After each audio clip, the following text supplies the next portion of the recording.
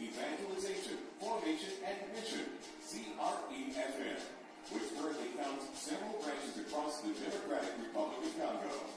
Its church, La Compassion, also has several cells in European countries.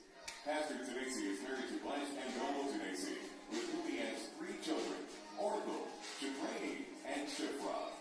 His message can be summed up as follows: love, holiness, power, balance in Jesus Christ. Ladies and gentlemen, brothers and sisters, Tabernacle of Glory is honored to introduce Pastor Marcelo Tunisi. Nous allons prier le Seigneur pour le message de ce soir, afin que Dieu puisse nous parler et puisse nous oindre. Seigneur Dieu de gloire, au nom de Jésus-Christ de Nazareth, je demande ta grâce, je demande ton onction, je demande ta puissance, je demande la liberté de l'esprit, et je prie, Père éternel, que tu bénisses les hommes et les femmes partout dans le monde qui vont suivre cette conférence. Impacte leur vie, transforme-les, révolutionne-les. Au nom de Jésus-Christ, j'ai ainsi prié. Amen.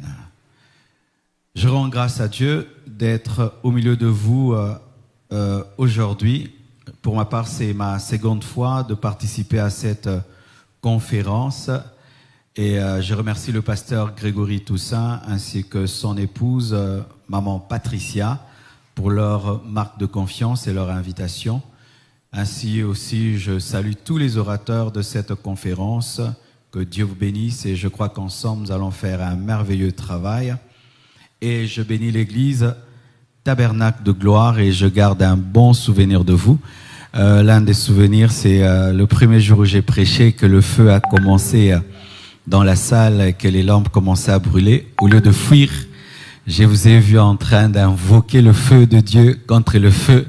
Ça, j'oublierai jamais. Que Dieu vous bénisse pour votre soif et pour votre foi. Aujourd'hui, je vais parler des impacts d'une vie surnaturelle. Les impacts d'une vie surnaturelle. Nous n'aurons qu'un seul texte, un seul passage. Matthieu 14, versets 22 à 33. Matthieu 14, 22 à 33. La Bible dit ceci: aussitôt après, il obligea les disciples à monter dans la barque et à passer avant lui de l'autre côté, pendant qu'il renverrait la foule. Quand il l'eut renvoyé, il monta sur la montagne pour prier à l'écart. Et comme le soir était venu, il était là seul.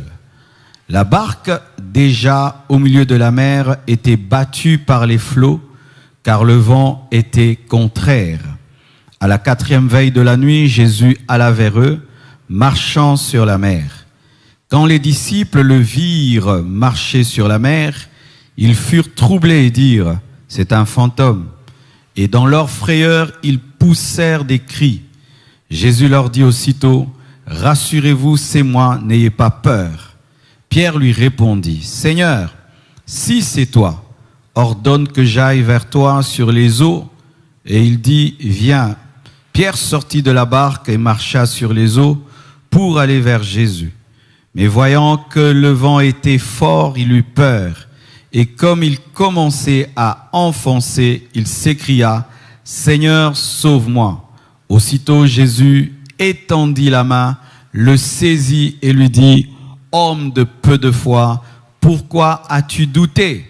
Et ils montèrent dans la barque et le vent cessa.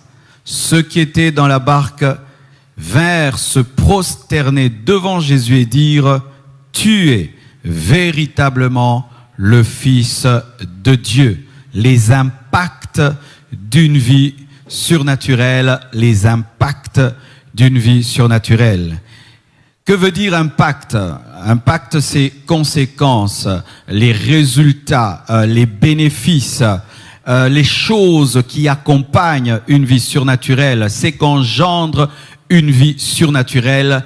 Les combats aussi qui accompagnent une vie surnaturelle, les impacts d'une vie surnaturelle, les combats qui accompagnent une vie surnaturelle, les bénéfices d'une vie surnaturelle, les conséquences, les fruits, les résultats d'une vie surnaturelle. Nous allons parler de cela. Et qu'est-ce que le surnaturel? Simplement, c'est ce qui est au-dessus du naturel, ce qui est au-delà du naturel, car il y a le naturel et l'au-dessus. Ce qui est au-dessus du naturel, c'est ce qui est appelé le surnaturel, c'est que tu ne vois pas, mais qui existe, c'est qui opère dans l'invisible, qu'on ne peut toucher, palper, mais qui est réel. Et dans le domaine du surnaturel, il y a le bon surnaturel, le surnaturel de Dieu, et il y a le mauvais surnaturel, le surnaturel du diable, car vous devez savoir, il y a aussi le surnaturel satanique, démoniaque, ténébreux, il y a aussi le surnaturel de Dieu. Et un grand exemple entre ces deux surnaturels, le surnaturel de Moïse et le surnaturel des magiciens d'Égypte. Moïse a changé son bâton en serpent et les magiciens d'Égypte également ont changé leur bâton en serpent. Et c'était la guerre des surnaturels et le serpent de Moïse a avalé les serpents des magiciens. Comme le surnaturel de Dieu est au-dessus du surnaturel du diable, le surnaturel de l'Église est élevé au-dessus de la sorcellerie, de la magie, du vaudou, de toute puissance satanique. Le surnaturel en Jésus-Christ est plus grand, plus puissant que le surnaturel du diable, car jusqu'à aujourd'hui, mes frères et sœurs, les serpents des Égyptiens continuent à être avalés par le serpent de Moïse, et jusqu'aujourd'hui, la lumière est au-dessus des ténèbres, le surnaturel de Dieu. Et lorsque je parle des impacts du surnaturel, je parle des impacts du bon surnaturel, car il y a aussi le mauvais surnaturel.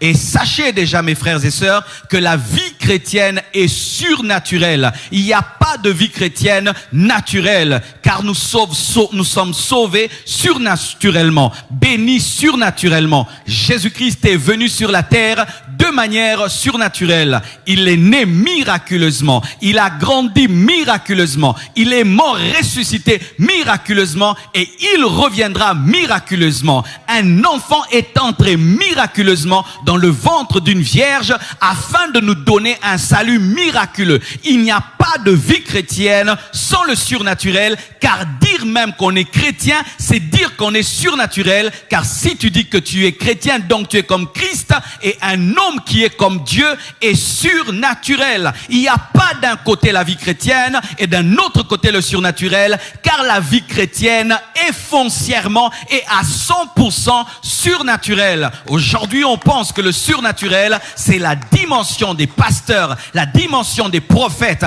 la dimension de ceux qui font des miracles et des prodiges, alors que le fait même d'être né de nouveau, d'être un enfant de Dieu, c'est surnaturel. Un homme qui devient fils de Dieu, c'est surnaturel. Le pardon des péchés est surnaturel. Avoir le Saint-Esprit en toi, c'est surnaturel. Recevoir le baptême du Saint-Esprit, c'est surnaturel. Chasser les démons au nom de Jésus, c'est surnaturel. Imposer les mains aux malades au nom de Jésus, c'est surnaturel. Attendre l'enlèvement, c'est surnaturel. Être enlevé, c'est le surnaturel. Le paradis est surnaturel. La nouvelle Jérusalem céleste est surnaturelle. La vie chrétienne est surnaturelle. Tu enlèves le surnaturel de la vie chrétienne, ce n'est plus la vie chrétienne. C'est une voiture sans moteur, et une voiture sans moteur n'est pas une voiture, et la vie chrétienne sans surnaturel n'est pas la vie chrétienne. Aujourd'hui, les gens combattent les surnaturels dans l'église.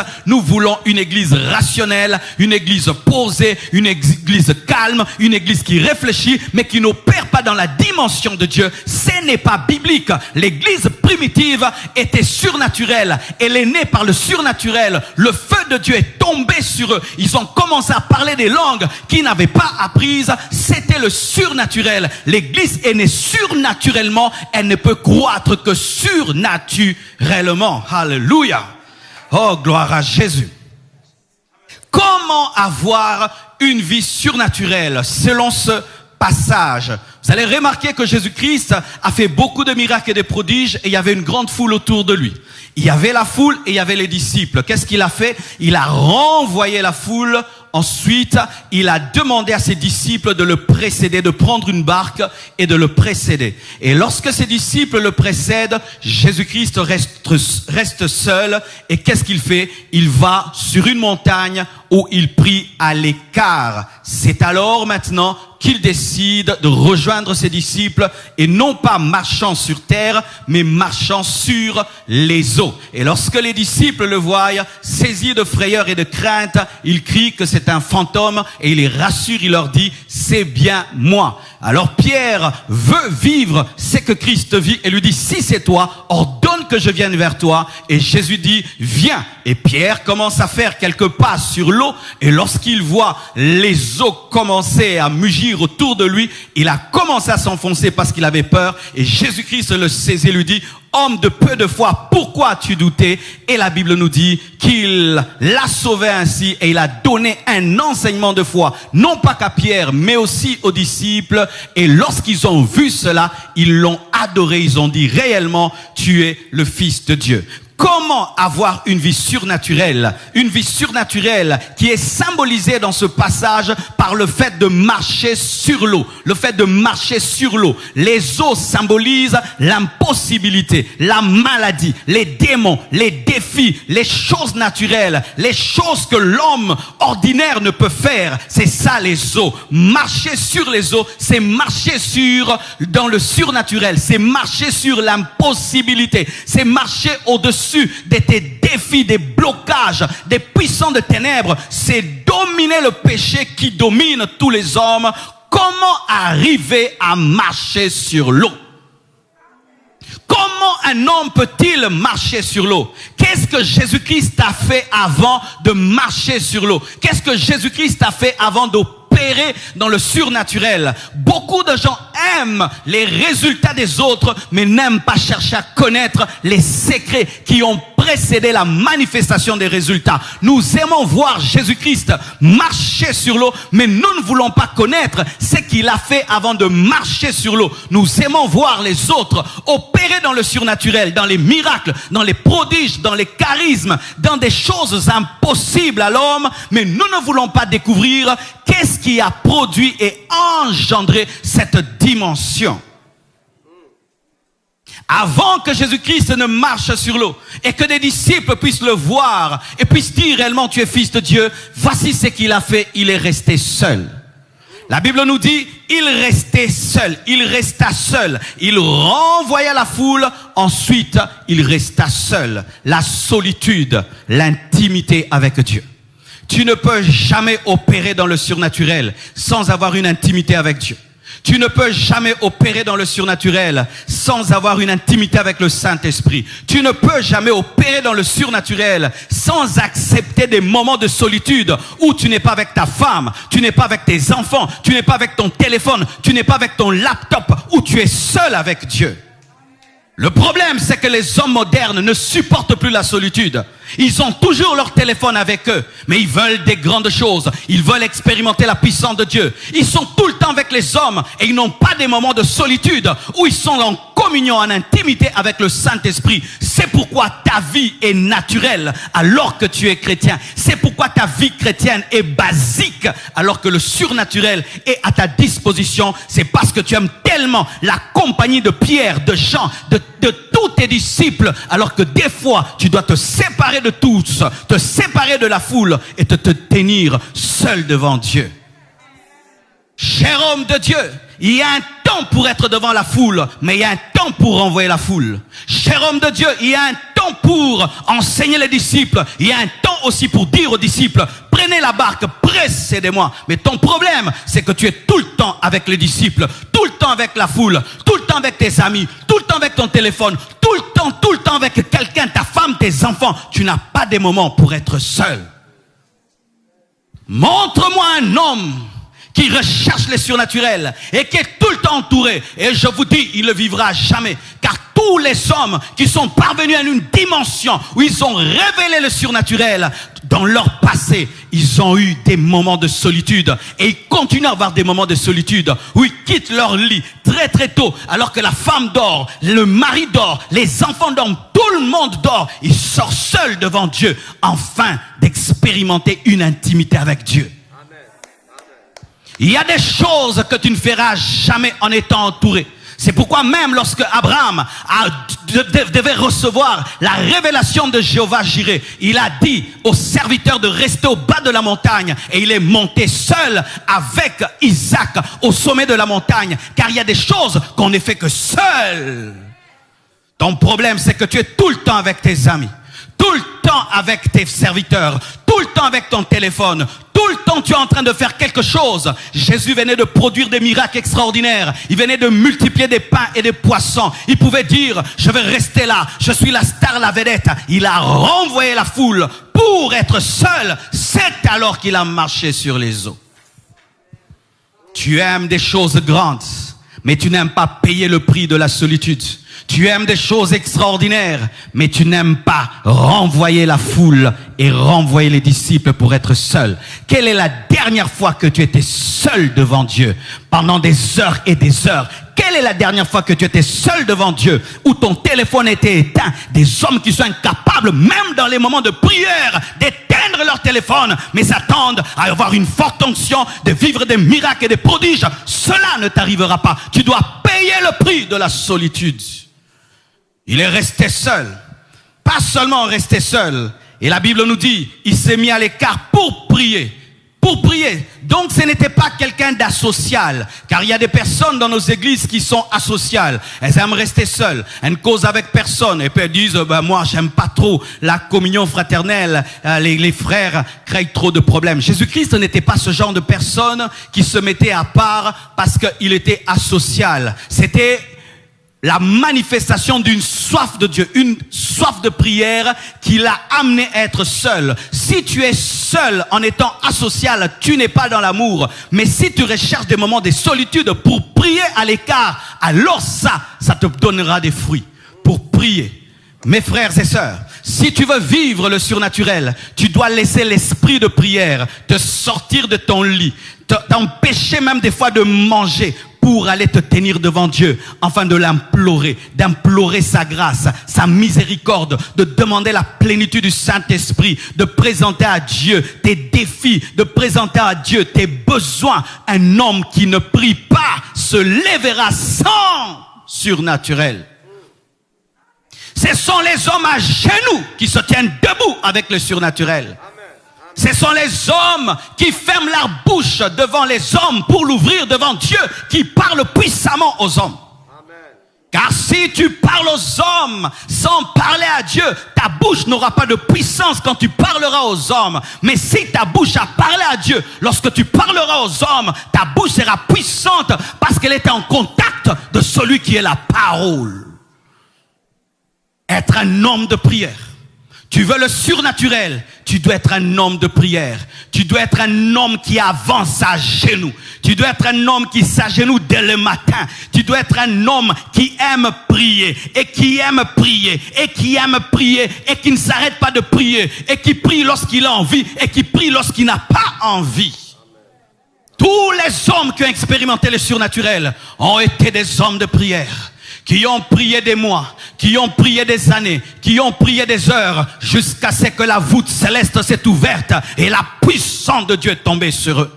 Amen. Mes frères et sœurs, Jésus-Christ, fils de Dieu par essence, était un homme de prière, un homme qui recherchait son père. Mais il y a des fils adoptifs qui veulent des grandes choses avec Dieu, mais il prie 5 minutes, il prie 2 minutes, et même quand il prie, il n'est pas concentré. La Bible nous dit, s'est mis à l'écart, symbole de la concentration. Il a évité la distraction. Lorsque tu étudies, tu évites le bruit. Lorsque tu regardes ta série que tu aimes, tu évites le bruit. Lorsque tu es au téléphone avec une personne que tu respectes, tu évites le bruit. Mais quand tu pries, tu permets à ce qu'on te dérange comme on veut. Tu as un problème de concentration et de respect. C'est pourquoi tu parleras du surnaturel. Tu ne l'expérimenteras jamais. Jésus s'est mis à part, solitude, intimité avec le Saint-Esprit, intimité avec le Père. Pourquoi? Pour prier, pour parler. Si tu pries pour la tempête, lorsque tu rencontreras la tempête ne te fera pas peur. Ton problème, c'est que tu pries dans la tempête alors qu'il faut prier avant la tempête. Ton problème, c'est que tu pries dans le problème au lieu de dévancer le problème avant de le rencontrer. Les disciples sont allés dans la barque et ont affronté la tempête. Dans la tempête, ils ont commencé à crier des cris de peur. Mais celui qui avait prié avant n'a pas eu peur, mais il a calmé la tempête. Soyez des hommes de prière, mes frères et sœurs. Les églises aujourd'hui, lorsqu'on dit il faut venir à l'intercession, les hommes ne viennent pas. On aime venir à l'église pour écouter les orateurs. Qui va enseigner, qui va prêcher. Les églises sont bondées. C'est pourquoi vous êtes remplis de connaissances, mais vous n'avez pas de vie. Il y a une différence dans votre vie entre ce que vous connaissez, ce que vous expérimentez. Pourquoi? Vous ne priez pas assez. C'est ça le problème de l'église actuelle. Des gens qui écoutent des prédications pendant 2 heures, mais incapables de prier pendant 30 minutes. Il peut suivre 10 lives sur Internet, mais il ne peut pas prier pendant 10 heures du temps. C'est ça le problème de l'église actuelle. Peu de prières et beaucoup de connaissances. Peu de prières, mais beaucoup de connaissances. Tel a prêché ceci, tel a dit ceci. Il y a un temps, mes frères, pour écouter, mais il y a un temps pour s'agenouiller, prier. Il était seul à la montagne pour prier. Il faut être seul, prier à l'écart et monter à la montagne. Jésus-Christ n'avait pas prié n'importe où, c'était sur une montagne. La montagne symbolise la consécration, symbolise la sanctification, symbolise l'obéissance et symbolise la discipline. Personne ne peut gravir une montagne sans discipline. Lorsque tu es sur la plaine, tu ne fais pas trop d'efforts, mais lorsque tu es au niveau de la montagne, tu dois être discipliné. Tu dois faire attention, sinon tu vas tomber. Et la montagne symbolise la consécration. Il ne faut pas seulement se mettre à part. Il ne faut pas seulement prier, mais il faut prier dans l'obéissance, prier dans la sainteté, prier dans la crainte de Dieu. Beaucoup de gens prient, mais dans le péché. Beaucoup de gens prient, mais dans la désobéissance. Beaucoup de gens prient, mais prient dans la plaine, au lieu de prier au sommet de la montagne, dans la consécration, dans la sainteté et dans la discipline. Il te manque une chose, il te manque une chose. Tu pries beaucoup, mais tu ne crains pas Dieu. Tu pries beaucoup, mais tu ne te sanctifies pas. Tu pries beaucoup, mais tu n'as pas d'obéissance. C'est pourquoi tu ne vis jamais le surnaturel. Tu lis les versets dans la Bible, c'est comme si ce sont des histoires. Jamais tu n'as expérimenté cela parce que tu as un problème. Tu n'es pas à la montagne, tu es dans le péché, tu es dans la désobéissance. Répands-toi et continue à prier. Mais si tu refuses de te repentir, arrête de prier, car Dieu n'exauce pas la prière des pécheurs. Je répète, Dieu n'exauce pas la prière des pécheurs. C'est celui qui obéit, qui peut gravir la montagne. C'est celui qui obéit, qui peut prier. Sinon tu perds ton temps, car Dieu dit, mes oreilles ne sont pas dures pour vous entendre et ma main n'est pas courte pour vous toucher, mais ce sont vos péchés qui mettent une séparation entre moi et vous et qui m'empêchent de vous exaucer. Regarde bien dans ta vie. Tu es en train de prier où? Tu es en train de prier dans la fosse du péché. Tu es en train de prier dans la vallée du péché. Alors que Dieu t'invite à la montagne, tu refuses la montagne. Les disciples ont reçu le baptême dans le Saint-Esprit et la puissance du Saint-Esprit dans une chambre haute qui symbolisait la sainteté. Et je ne parle pas des montagnes physiques, car aujourd'hui les gens vont sur des montagnes, mais dans le péché. Au lieu de gravir la montagne spirituelle de l'obéissance, de la sainteté, de la consécration, vous gravissez des montagnes physique et vous allez là-bas, vous commettez des impudicités, vous priez par orgueil, par jalousie. Ne gravissez pas des montagnes physiques, gravissez la montagne de la sainteté, de l'obéissance et de la discipline. Je vais à la montagne, je viens de la montagne. Dans la nouvelle alliance, mes frères, il n'y a pas un lieu où Dieu exauce. Aujourd'hui, dans la nouvelle alliance, on n'a pas besoin de montagnes physiques pour que Dieu nous exauce. Nous avons besoin de la foi et de marcher dans l'obéissance pour que Dieu nous exauce. Et encore une autre chose pour expérimenter le surnaturel de Dieu. Lorsque Pierre demande à Jésus-Christ de marcher sur l'eau, Jésus-Christ lui dit viens. Et lorsqu'il voit la tempête, il a commencé à avoir peur et tout d'un coup il a sombré. Et qu'est-ce que Jésus-Christ lui dit? Homme de peu de foi, pourquoi as-tu douté? Si tu veux vivre le surnaturel, tu dois avoir la foi. Et quelle est la définition de la foi dans ce passage? N'est pas douter, c'est tout. N'est pas douter, c'est tout. Si tu doutes que les morts ressuscitent, ils ne vont pas ressusciter. Si tu doutes que Dieu peut t'utiliser pour guérir, il t'utilisera jamais pour guérir. Si tu doutes que Dieu peut faire de toi un multimillionnaire qui peut soutenir son œuvre, cela n'arrivera pas. Ton problème, c'est que tu cherches le surnaturel, mais dans le doute. Tu crois que Dieu va utiliser tel, il va utiliser tel autre, mais jamais toi. C'est pourquoi ça t'arrive jamais. Nous voyons Pierre, lorsqu'il a cru, il a pu marcher sur l'eau. Il était au même niveau que Jésus-Christ. Jésus-Christ n'était pas un maître. Ils étaient au même niveau quand il avait la foi. Mais une fois qu'il a douté, il n'avait plus le même niveau. Est-ce que tu crois les choses que tu demandes à Dieu? Ou tu pries seulement par formalisme? Est-ce que vraiment tu t'attends, c'est que Dieu le fasse? Beaucoup de gens demandent, je vais marcher sur l'eau, mais ils ne croient pas. Ils ne croient pas que Dieu peut le faire. Est-ce que tu crois que réellement Dieu peut te donner des enfants après 12 ans de mariage? Est-ce que tu crois que Dieu peut te guérir de cette maladie malgré le pronostic des médecins? Est-ce que tu crois que Dieu est capable de bouleverser ta vie cette année malgré cette pandémie? Est-ce que tu crois? Si tu doutes, tu ne crois pas. Là où il y a le doute, il n'y a pas la foi. Là où il y a le doute, il n'y a pas la foi. Si tu veux vivre le surnaturel, tu dois avoir une intimité avec Dieu, une intimité avec Jésus, une intimité avec le Saint-Esprit. Tu dois être un homme de prière et tu dois prier dans l'obéissance, la montagne. Mais tu ne dois pas douter. Tu ne dois pas douter. Si tu crois, tu verras. Mais si tu doutes, tu ne verras pas. Pierre s'est enfoncé parce qu'il doutait. Et ta vie s'enfonce parce que tu es rempli de doute. Et le doute provient de quoi? De la raison. Tu regardes l'eau et puis tu dis, mais je vais finir par mourir. Parce que Pierre, c'était un pécheur. Donc il connaissait l'eau. Il connaissait l'eau. Et sa connaissance de pécheur ne l'a pas aidé. Ton problème, c'est ça. C'est que tu es un médecin et tu es malade. Tu maîtrises les virus. Tu maîtrises les bactéries. Tu maîtrises les microbes. Et là, tu n'as pas la capacité de croire en la guérison divine. Arrête de regarder à l'eau. Oublie ta connaissance et crois en Jésus-Christ et tu seras guéri. Alléluia. La foi. Et encore, il faut marcher. La Bible dit ceci. À la 4e veille de la nuit, Jésus alla vers eux, marchant sur la mer. Tu peux avoir l'intimité. Tu peux prier. Tu peux obéir. Tu peux avoir la foi. Mais il y a une autre chose que tu dois faire. Tu dois aller et marcher.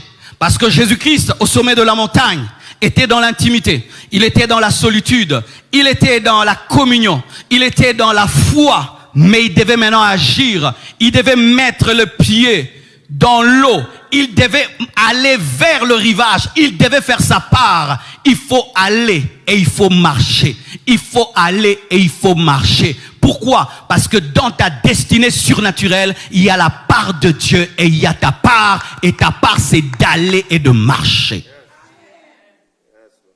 L'eau t'attend.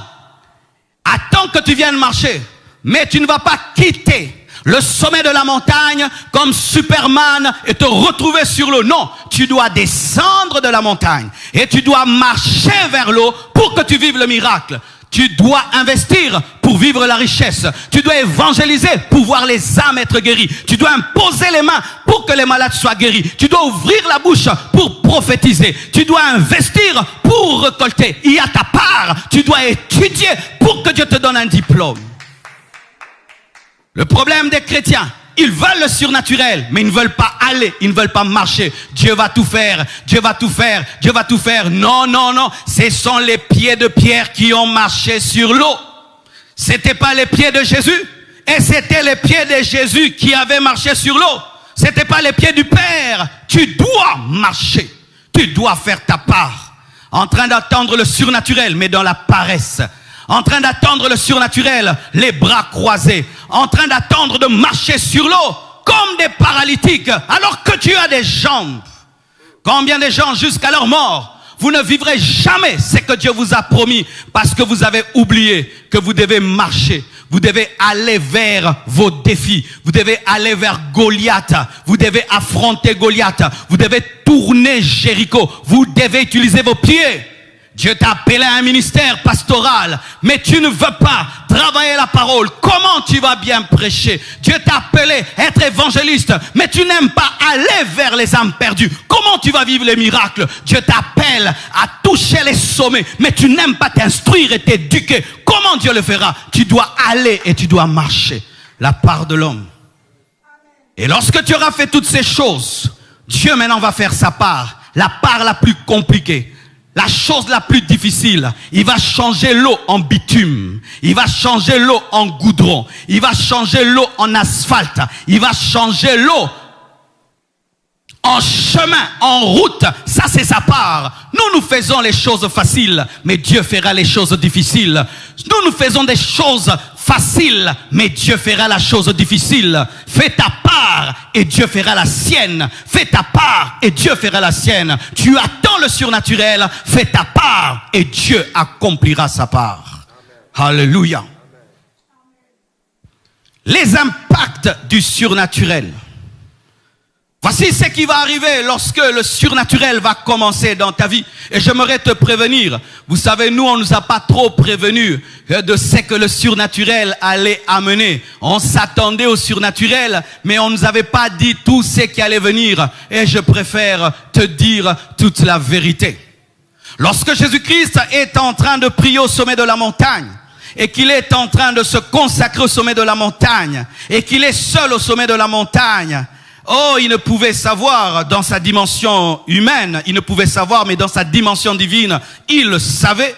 Mais pour ta part, lorsque tu es en train de chercher Dieu et tu te sanctifies, tu marches dans la crainte de Dieu, tu recherches l'intimité avec le Saint-Esprit et tu crois que Dieu fera des grandes choses dans ta vie, il y a une chose que tu ne sais pas. C'est que lorsque tu vas commencer à marcher sur le surnaturel, il y a des hommes qui vont t'appeler fantôme. Il y a des hommes qui vont t'appeler magicien. Il y a des hommes qui vont t'appeler occultiste. Il y a des gens qui vont commencer à t'appeler faussaire. Alors que tu es en train de vivre une promesse de Dieu. Alors que tu viens de la montagne, de la sainteté, de la crainte de Dieu. Mais des ignorants vont dire que tu viens de la maison du diable. Que cette montagne n'était pas une montagne de sainteté. C'était une montagne satanique. Voici les choses qui arrivent. Des calomnies. Lorsque tu vas commencer à opérer dans le surnaturel, on t'appellera magicien par les ignorants, par les religieux qui sont habitués à des choses qu'ils maîtrisent, alors que Dieu opère dans des choses qui choquent l'intelligence.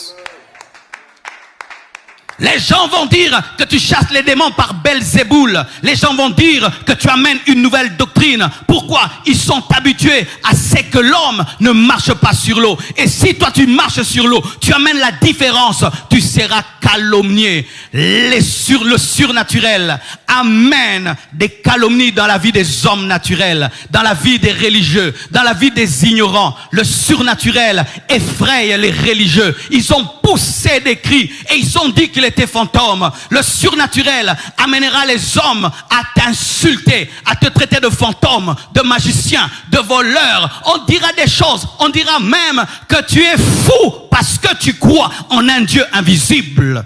Le surnaturel amènera les incrédules à être effrayés. Et aussi, le surnaturel fera que tu sois au-dessus de la mêlée. Alléluia.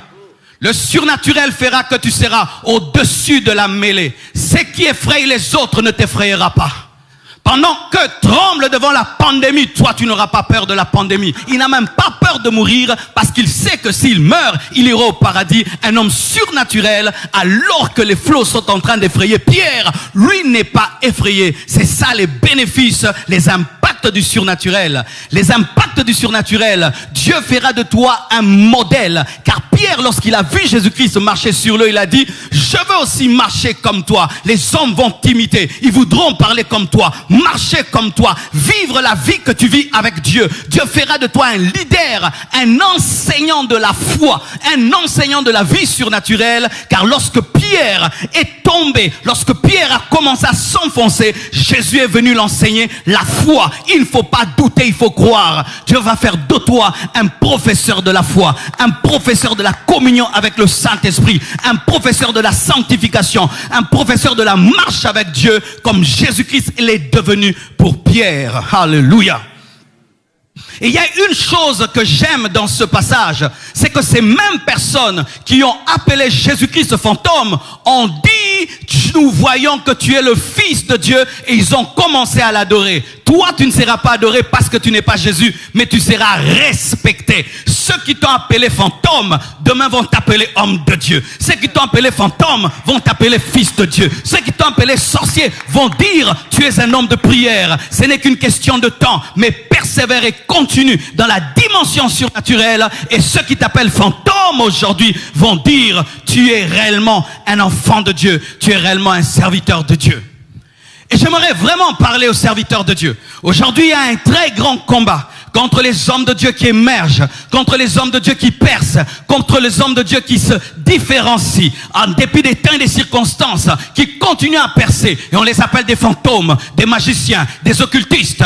Continue ta route, continue à marcher sur l'eau. Ils finiront par changer d'avis. Et ceux qui t'ont appelé fantôme vont dire que tu es fils de Dieu, que tu es serviteur de Dieu. Continue la route et continue à engendrer des disciples du surnaturel, des disciples de Jésus-Christ, des disciples de la foi, des disciples de la prière. Jésus-Christ a transformé ces hommes qui l'ont appelé fantôme et ils ont reconnu qu'il était le Fils de Dieu. Les bénéfices et les impacts de la vie surnaturelle. Alléluia. Et aussi, mes frères et sœurs, nous voyons que lorsque tu vis des tels combats parce que tu opères dans le surnaturel, il faudrait que tu fasses trois choses. Tu dois affirmer ce que tu es et ce que tu as, et tu dois défendre ta dimension surnaturelle. La Bible nous dit que lorsque Jésus-Christ marchait sur l'eau et qu'on l'a appelé fantôme, qu'est-ce qu'il a dit? N'ayez pas peur, c'est bien moi. N'ayez pas peur, c'est bien moi. Ne m'appelez pas fantôme, je suis Jésus. Qu'est-ce qu'il faut faire lorsque tu vis dans le surnaturel et que les hommes ne comprennent pas? Affirme ce que tu es. Je ne suis pas un fantôme, mais c'est bien moi. Affirme ce que tu es. Affirme ce que tu as. C'est pourquoi lorsque dans la chambre haute, les disciples ont commencé à parler en d'autres langues et qu'il y avait des bruits, les hommes sont venus, ils ont dit quoi? Ils sont remplis de vin. Pierre, qu'est-ce qu'il est venu? Il a dit, nous ne sommes pas remplis de vin, mais nous sommes remplis de l'esprit. C'est l'accomplissement de la prophétie de Joël. Affirme ce que Dieu t'a donné. Affirme ce que tu es. Ne réunis pas ce que tu es parce que les hommes ne te comprennent pas. N'abandonne pas ton appel parce que les hommes ne te comprennent pas. Ne réunis pas le Saint-Esprit parce que les hommes l'appellent vain. Ne réunis pas ta dimension parce que les gens l'appellent fantôme. Ne réunis pas ce que Dieu a fait de toi parce que les hommes ne comprennent pas. Car ces mêmes hommes qui disent que tu es ivre de vin, eux-mêmes après vont recevoir Jésus-Christ comme Seigneur et Sauveur et vont accepter d'être baptisés d'eau et de recevoir le baptême de l'Esprit. Le problème, c'est que des fois, les hommes qui opèrent dans le surnaturel lâchent trop vite. Il suffit qu'il y ait un peu de critique, tu abandonnes. Il suffit qu'on parle du mal de toi, tu abandonnes. Alors que tu sais que toi, tu n'as pas le vin. Tu as le Saint-Esprit. Tu sais que tu n'es pas magicien. Tu es one de Dieu. Tu sais que tu n'es pas un faux. Tu es un vrai. Tu sais que tu es fils de Dieu. Mais tu abandonnes facilement. Pourquoi? Parce que tu laisses les hommes te conditionner au lieu de te connecter à celui que tu as rencontré à la montagne. Alléluia. Affirme ce que tu es en Christ et la dimension surnaturelle que tu as en toi. Car Christ a dit, c'est bien moi, n'ayez pas peur. Alléluia. Et dans Acte 2, versets 15 à 17, la Bible dit, ces gens ne sont pas ivres comme vous le supposez. Les hommes supposent. Pourquoi? Parce que l'intellect de l'homme l'amène toujours à tout expliquer. Et lorsqu'il ne comprend pas une chose, il lui donne un nom. Il voit des gens en train de parler des langues inconnues et puis ils disent, mais comme ce sont des hommes qui n'ont pas étudié, mais comment il dit ça? Ça doit être le vin. Comment un paralytique peut marcher? Ça doit être un faux miracle. Mais comment il me connaît pas? Mais il a la révélation de toute ma vie. Hein. C'est sûr qu'on lui a dit ma vie. Mais comment il prie et devient millionnaire? C'est sûr qu'il a volé. Ce sont les hommes, ils aiment supposer. Ils aiment supposer lorsqu'ils ne comprennent pas. Et ils ont supposé que les disciples étaient remplis de vin, mais Pierre a défendu ce qu'il vivait. Il a dit non, c'est le surnaturel, c'est l'accomplissement d'une prophétie. Alléluia. Défends la dimension surnaturelle que Dieu t'a donnée et continue de marcher sur les eaux, même si on t'appelle fantôme. Continue à croire ce que Dieu t'a dit, même si les gens te critiquent. Continue à confesser ta foi, même si autour de toi, les gens se moquent de toi. Lorsque l'autre a reçu la révélation de l'arche, on l'a traité de fou par ses contemporains, mais il a continué à bâtir l'arche, continue à construire l'arche, continue à construire l'arche, continue à construire l'arche, même si on se moque de toi, même si on t'appelle fou, continue à t'appeler Abraham, même si on dit que tu n'as pas d'enfant, mais tu t'es donné un grand nom, continuent, ce sont les hommes qui continuent de marcher sur l'eau, qui finissent par avoir des disciples du surnaturel. Ce sont les hommes qui continuent à affirmer et à confirmer ce que Dieu leur a donné, qui finissent par être respectés, comme les disciples ont fini par dire à celui qu'ils ont appelé fantôme, tu es bien le Fils de Dieu. Affirme ton identité, affirme ta dimension, affirme la révélation que tu as reçue de Dieu, même si les hommes ne te comprennent pas. En dépit de ce temps où l'homme devient de plus en plus incrédule, athée et pervers, le monde devient de plus en plus pervers. Affirme ton identité, affirme ta communion avec Dieu, affirme ta foi comme Lot l'a fait à Sodome et Gomorrhe. Tout le monde était dans l'homosexualité, tout le monde était pécheur, mais il est resté attaché à l'Éternel, il est resté attaché à sa foi. Continue à être persévérant en ce temps de la fin où les hommes se moquent de la foi, se moquent de Dieu, se moquent de la sanctification. Sois comme Lot, sois comme une île de sainteté, sois comme une île de foi au milieu de ce monde perdu. Continue à marcher sur l'eau, continue de marcher sur l'eau, quel que soit ce que le monde dit. Les hommes qui s'arrêtent finissent par s'enfoncer, mais les hommes qui continuent à marcher finissent par aborder, finissent plutôt par accoster, et on les respecte, on les honore. Va jusqu'au bout. Nous ne sommes pas de ceux qui se relâchent, mais nous sommes de ceux qui persévérons. Nous ne sommes pas de ceux qui abandonnent parce qu'on nous critique, parce qu'on ne comprend pas, mais continue. Ce n'est pas l'homme qui t'a appelé, mais c'est Jésus-Christ qui t'a appelé. Ce n'est pas l'homme qui va te juger au dernier jour, mais c'est Jésus-Christ qui va te juger. Même si les hommes ne comprennent pas ce que tu vis, continue avec Dieu. Alléluia. Et j'aime cette parole dans la Bible. Romains 8, verset 35. La Bible dit, qui nous séparera de l'amour de Christ? Serait-ce la tribulation, ou l'angoisse, ou la persécution, ou la faim, ou la nudité, ou le péril, ou l'épée? Rien ne nous séparera de l'amour de Dieu. Le monde actuel commence à persécuter l'Église. Et beaucoup de chrétiens qui pensaient que la vie chrétienne n'était faite que de confort commencent à abandonner. Certains même abandonnent parce que les églises sont fermées. Ils ne pouvaient s'attendre qu'un jour les églises soient fermées. Mais ceux qui connaissent Dieu ne seront jamais arrêtés par le confinement, ni par le déconfinement, ni par le reconfinement. Rien de cela ne pourra les toucher. Qu'on confine le monde, qu'on le déconfine, qu'on le reconfine encore, ces personnes seront toujours attachées à Dieu. Lorsque tu as goûté au surnaturel, lorsque tu as goûté à Jésus-Christ, rien ne peut plus te séparer de son amour. Que le monde devienne de plus en plus athée, incrédule et s'oppose à l'Église de Dieu, rien ne pourra te séparer. Nous sommes en un temps où les chrétiens doivent être persévérants, doivent être déterminés, quel que soit ce que les hommes disent. Aujourd'hui, on se moque de la foi. Aujourd'hui, on se moque des hommes qui prient. Prier est devenu une honte. S'attendre à un Dieu invisible est devenu une honte. Même dire Jésus-Christ, de moins en moins les gens disent Jésus-Christ. On parle de l'univers, on parle d'une puissance, mais dire Jésus-Christ, les hommes ne veulent même plus entendre, même dans les prédications, parler de Jésus-Christ, mais parle de Jésus-Christ. Alléluia. Un homme qui vit en intimité avec Jésus-Christ est surnaturel. Un homme qui vit en intimité avec le Saint-Esprit est surnaturel. Que les hommes ne t'amènent pas à devenir naturel, à devenir comme eux. Sois comme Lot. Garde ta foi, même si tout le monde est perdu. Sois comme Abraham, garde ton nom, même si tu n'as pas encore d'enfant. Sois comme Abraham, garde la promesse de Dieu, même si elle ne s'accomplit pas encore. Et un jour, tu auras Isaac. Un jour, tu auras David. Un jour, tu auras Joseph. Un jour, tu auras Jésus-Christ de Nazareth. Alléluia. Hébreux 10, verset 38 nous dit, et mon juste vivra par la foi. Mais s'il se retire, mon âme ne prendra pas plaisir en lui. Lorsque Pierre a perdu la foi, il a commencé à sombrer. C'est la foi qui te permet de marcher sur les eaux. C'est la foi qui te permet de marcher avec Dieu. C'est la foi qui te permet d'opérer dans l'impossible. C'est la foi qui te permet de dominer tes défis, de vaincre les puissants des ténèbres. Mais une fois que le juste se retire de la foi, l'âme de Dieu ne prend plus plaisir en lui. Le maquillage spirituel que nous devons présenter devant Dieu, c'est la foi. La foi, c'est notre beauté spirituelle. Une fois que l'Église perd la foi dans l'invisible, la foi dans le surnaturel, c'est une Église que Dieu n'aime pas.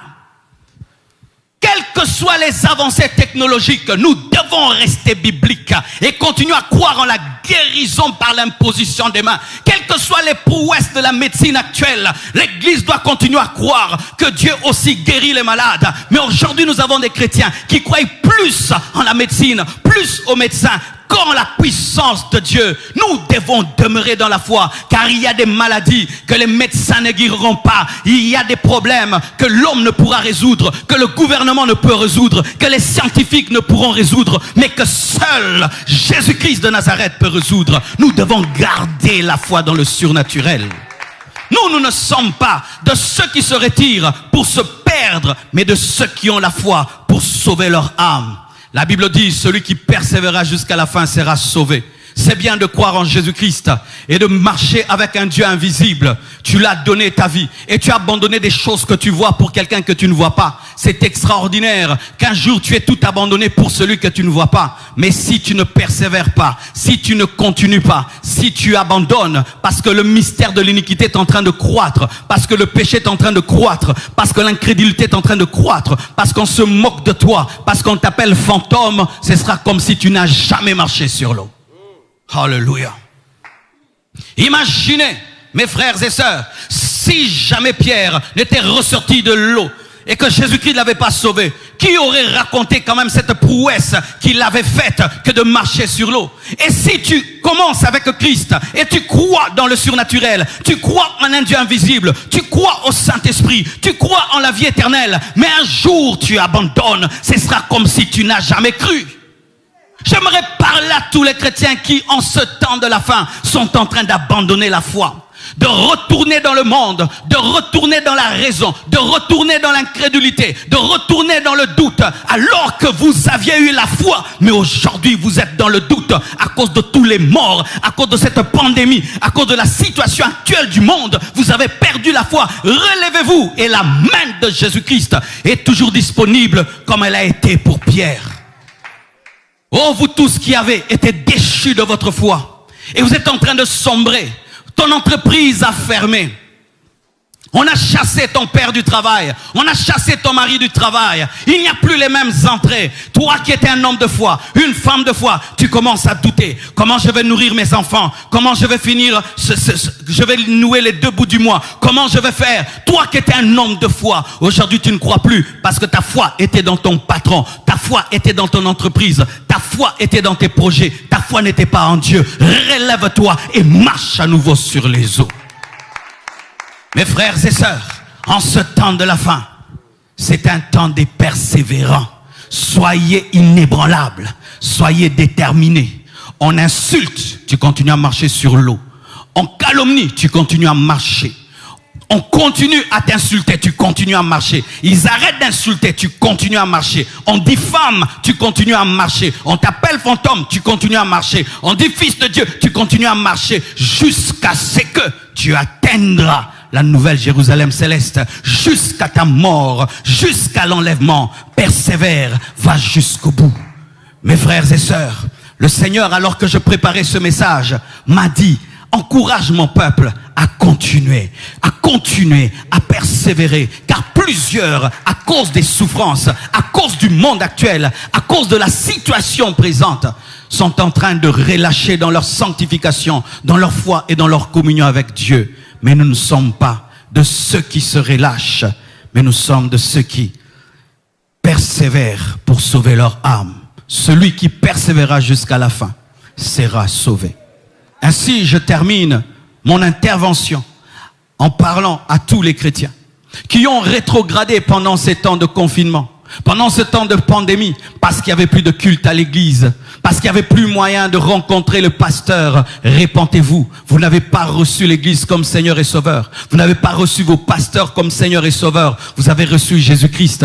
Et Jésus-Christ n'est pas confiné. Jésus-Christ est toujours disponible. Mais vous êtes éloigné de Dieu à cause du coronavirus. Vous êtes éloigné de Dieu à cause du confinement, à cause de la fermeture des églises. Vous avez arrêté de prier, vous avez arrêté d'adorer, vous avez arrêté de servir Dieu alors qu'il est présent dans vos maisons. Répentez-vous, répentez-vous. Et ce n'est pas une raison que vous présentez. Je suis devenu faible parce que je ne vais plus à l'église. Je suis devenu faible parce que je ne vois plus mon pasteur. Je suis devenu faible parce que je n'ai plus de communion fraternelle. Non, non. Si tu es un homme qui est capable d'être seul à la montagne, même si on ferme les églises, tu vas tenir. Cette situation révèle que tu n'as jamais été un chrétien enraciné. Oui, vous qui avez rétrogradé à cause du confinement, à cause de la fermeture des églises, en soi cela est révélateur du fait que vous avez été toujours des chrétiens superficiels. Un chrétien qui était persévérant dans la parole, dans la sainteté avant le confinement, tiendra. Mais si tu étais dépendant de l'église, dépendant des frères et sœurs, dépendant de la communion fraternelle, cela a révélé que tu étais fragile. Répands-toi et reviens à Dieu, car nous sommes appelés, pas seulement à croire, mais appelés à continuer, à persévérer jusqu'à notre mort. Le surnaturel de Dieu t'apportera la bénédiction. Le surnaturel de Dieu t'apportera des combats. Mais toi, fais ceci. Continue, persévère, va jusqu'au bout. Que Dieu te bénisse abondamment. Alléluia. Nous allons prier le Seigneur et je vous prie partout où vous êtes.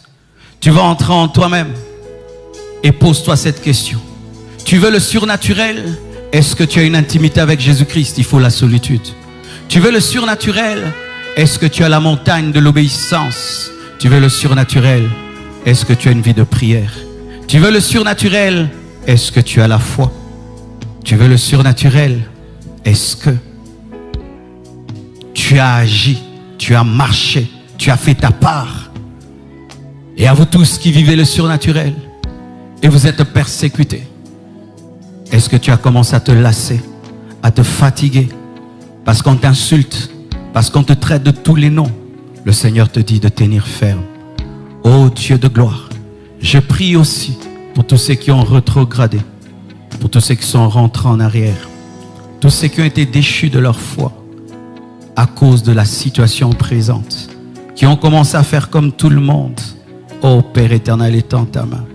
Relève tes enfants, relève tes serviteurs, relève toutes les personnes qui ont été touchées, affectées, impactées par cette situation.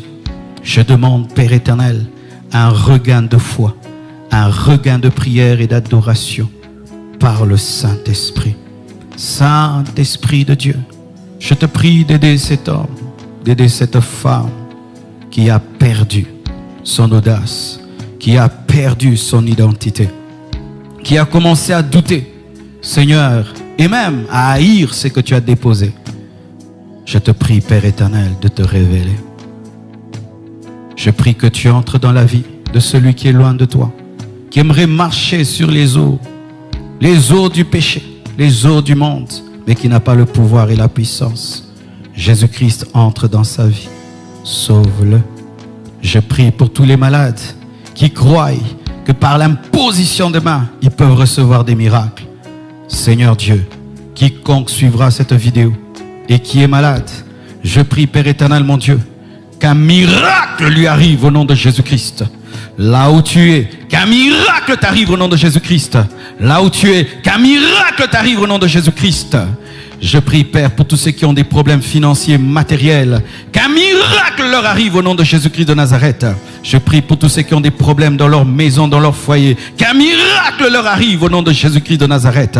Je prie, Seigneur, pour tous ceux qui désirent te servir dans le surnaturel, dans la puissance, qu'un miracle les arrive au nom de Jésus-Christ de Nazareth. Père éternel, glorifie ton nom, manifeste-toi et que l'on sache que tu es Dieu. Au nom de Jésus-Christ, j'ai ainsi prié, reçu. Amen.